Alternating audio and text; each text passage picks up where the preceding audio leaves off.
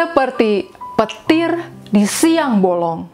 Mungkin ungkapan ini dapat menggambarkan rasa terkejut yang dialami banyak orang saat menerima hasil swab positif terpapar COVID-19.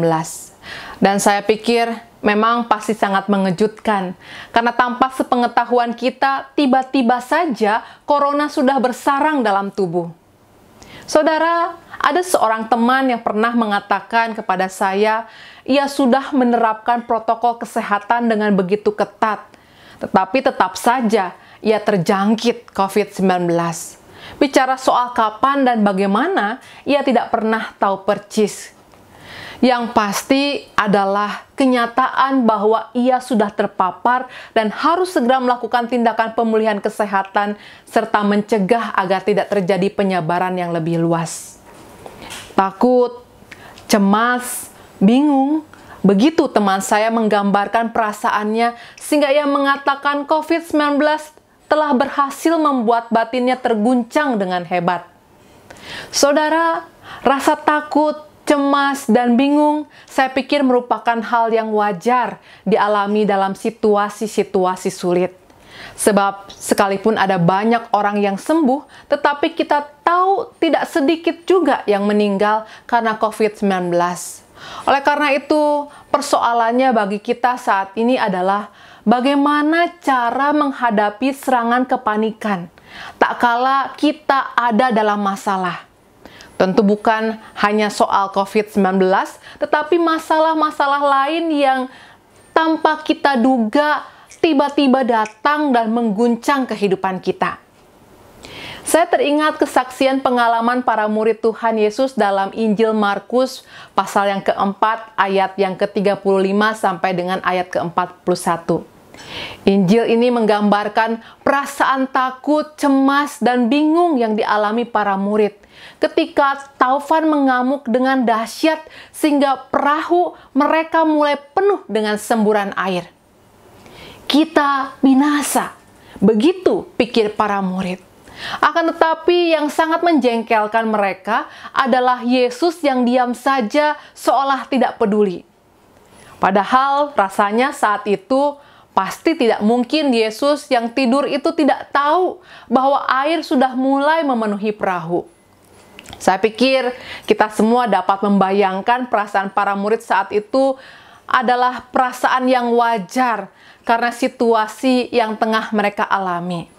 Dan mungkin juga perasaan itu juga hadir di dalam diri kita. Kita merasa jengkel, kesal karena melihat seolah-olah Tuhan membiarkan kita terguncang dalam bahaya.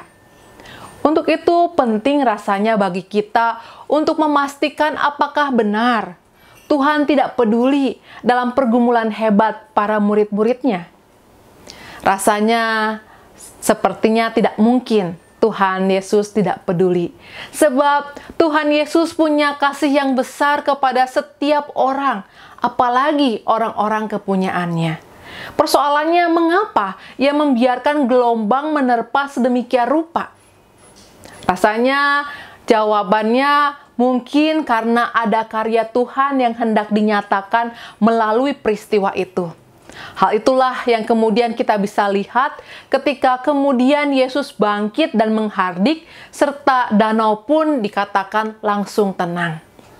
Oleh karena itu jelas bagi kita saudara-saudara yang Tuhan Yesus Kristus kasihi, nampaknya saat itu Tuhan Yesus membiarkan gelombang dahsyat dialami oleh para murid sebab Tuhan Yesus ingin para murid belajar percaya penuh bahwa kehadirannya dalam perahu mendatangkan sebuah jaminan bahwa mereka tidak akan binasa. Untuk itu, sekalipun ada gelombang, sekalipun perahu sudah penuh dengan air, mereka tidak boleh kehilangan iman kepada Tuhan. Untuk itu, saudaraku, beritanya dinyatakan kepada kita saat ini mengajak kita jangan ragukan kasih Tuhan.